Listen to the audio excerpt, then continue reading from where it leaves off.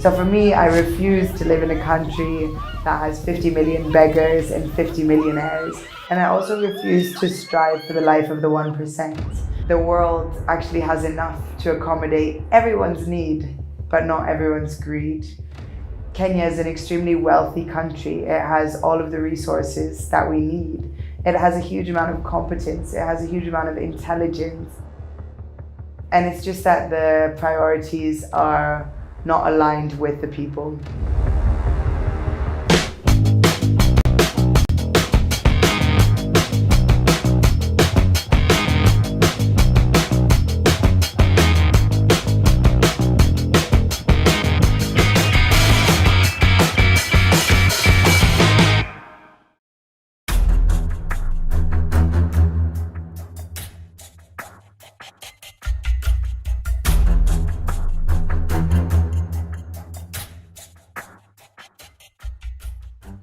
Mwanase Ahmed is not easily boxed in.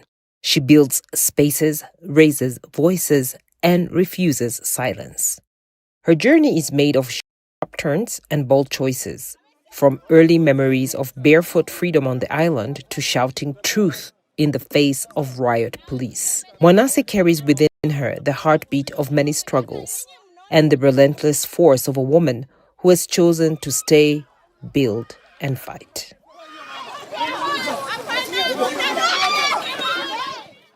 I was born and raised in Lamu, on Lamu Island.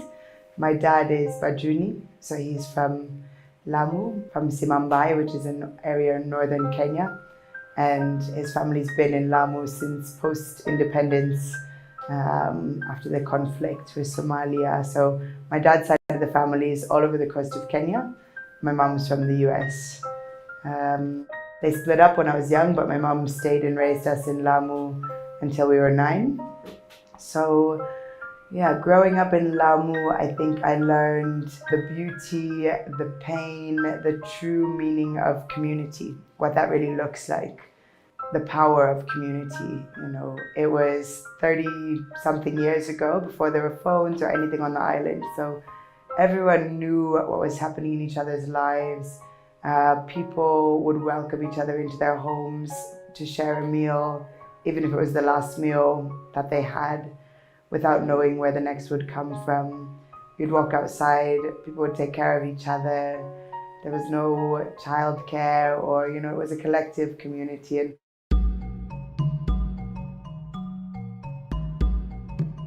in Kilifi, Mwanase did not just settle from coaching, swimming, and designing global citizenship curricula to managing an eco-lodge with a radical philosophy. She transformed ideas into action. Her work drew in government leaders and international organizations, and she found herself on policy tables. But over time, she saw that strategy without integrity was empty. She stepped away from titles and turned her energy back to the people.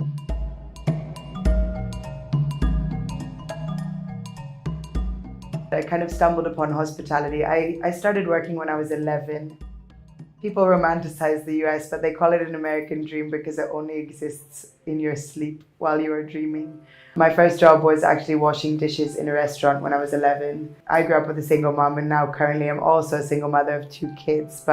So I did a lot of different work. And when I came back, I stumbled upon hospitality. I was at a friend's hotel, and they said, we'll give you a job, you can stay home in Lamu. So I was helping with management there.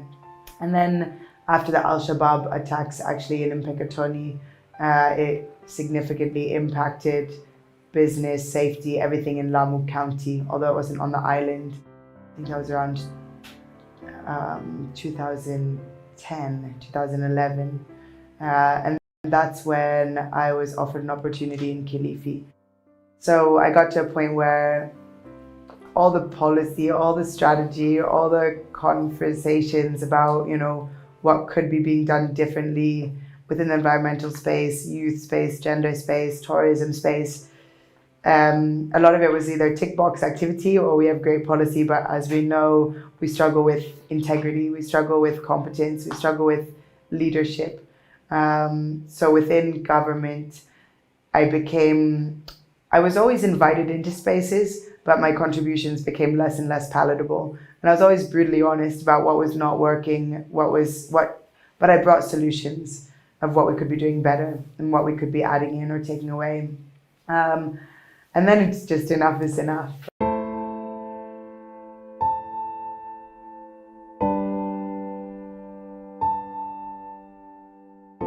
Her path into street activism was a natural continuation of a life spent resisting injustice in all its forms. In 2024, however, something shifted. From femicide protests to the finance bill to state repression, she could no longer sit at any table that made her compromise her values. She stepped into the streets not just for the first time, but this time with full force. She interrupted political speeches and held signs painted by her children. She got arrested, faced police guns, but still stood firm because the cost of staying silent was even greater. Everybody, they take advantage. They take advantage. This is not about protecting the boy child. This is about educating the boy child. Yes, yes, yes, yes, yes. It is not. I think during the femicide marches last year, I was always involved in community initiatives. To me, activism is not a title, it's a way of life. It's standing up for your community, it's supporting your community, it's being a part of your community, and it's a silent act. It doesn't have to be loud. It's about random acts of kindness, random acts of thoughtfulness, deciding, when you go to spend your money, who are you going to support? If someone needs something that you have, are you willing to make that sacrifice? If there's a business that's not succeeding, how can you platform them?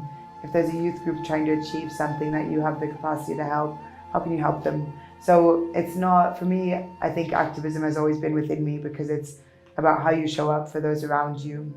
And then, during the femicide marches, I think is when I first got onto the DCI's hit list, and that's because the women's rep was speaking, they came and tried to politicize the marches, and I got up on her truck and I interrupted her. She's like, we have to educate, the women. I said, no, this is not about educating women, it's about educating men and protect. So that's when I started confronting them in public spaces. When someone is saying something or doing something, assuming they were an invited guest, what would you let slide versus what would you speak up against? What would you act against? So that's when I think, from a political perspective, I started pushing back more. We can't enable. I am no longer willing to sit at a table, share ideas, or try to strategize with people who are just greedy, incompetent, have no empathy, and have no regard to, the lives of the humans around them that they have the responsibility to shape.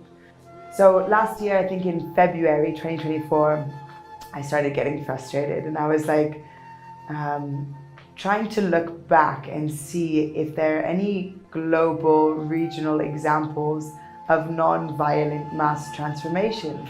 Because we have a system that's completely broken, but it's intentionally broken. The way the education system is, it's intentionally in shambles, because if poverty can be sustained, it's able to be weaponized, it's able to be used. People, if they remain vulnerable, the government, I can't say leadership, the government is able to utilize that to their advantage. People who are hungry, people who don't get access to good education are less likely to speak up against, and it's a lot easier to maintain this transactional politics, this political class of us versus you, and to maintain oppression and exploitation. So I believe our system is intentionally designed and sustained so that this kind of great wealth divide can be perpetuated.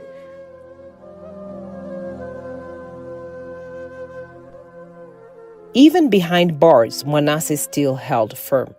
6 nights in a cell did not shake her, but reminded her why she fights. Kenya, she believes, has everything it needs except honest leadership.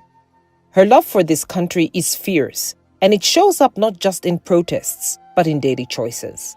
For her, revolution is not an event. It is a way of living. You will not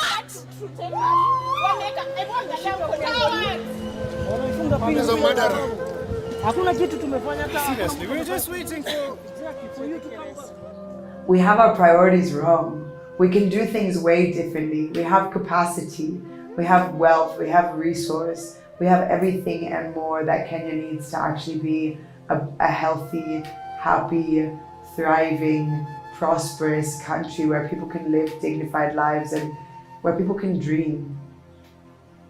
And we're not willing to have it any other way. It's a journey, it's not a just destination. If you look back from even before the independence struggle into the multi-party democracy and the Kenya movement, the constitution, the Gen Z, Gen Zote, and everything that happens in between. People are always pushing for better. People are always speaking up against injustice. And I think we're at a point where it's time for a mass transition. We don't want peanut skins. We don't want tokenism. We want change. There was a beautiful art piece that I saw 16 years ago, and it was a graffiti on a wall by Banksy. And it's a man who's sitting there on the street holding out a hat. And it says, "Keep your coins, we want change." And I think it's just a powerful image that has always resonated. And that's what we're here for. So we will continue strategizing. They can't kill us all. And I think that's the importance of continuing to speak up. We can't be silent. And honestly, a lot of the people in this country have very little to lose. You're living on death row already, with the inability to feed yourself, the inability to wash yourself, the inability to access health services, the inability to get a job. Sadly, we're at a point where there's very little to lose. Does that mean we want to lose that? Absolutely not. Does it mean we go out wanting to die a martyr? Absolutely not. We want longevity. We know that our existence and our life and remaining alive is key and absolutely necessary for us, for our families, for continuing to co-create change in this country. But we're so many people, and the more that we continue speaking up, we encourage others to do so. Not everyone has that luxury. It's a luxury to be able to put your life on the line, to be able to spend a day out on the streets protesting.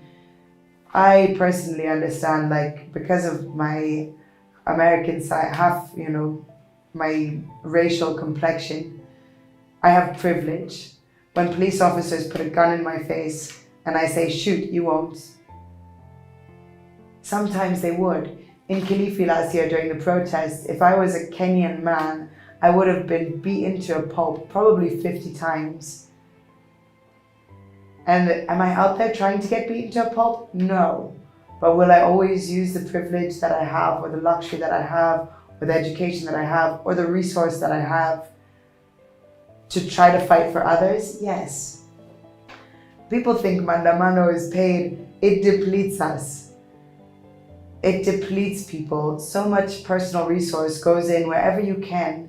In Kilifi, I was like, okay, how do I buy some candles? How do I get manila paper? How do we get some water? Maybe asking a few people for contributions. But we put our heart, our mind, our body, our soul, our resource, everything we have. Because it's love. It's love for the country. It's belief that the country can be better and that it will be better. And it's going to be a continuous journey. But it's worth the fight. Tunakufa, hatuwezi afford kula mara tatu kwa siku bwana. Hatukuli mara tatu.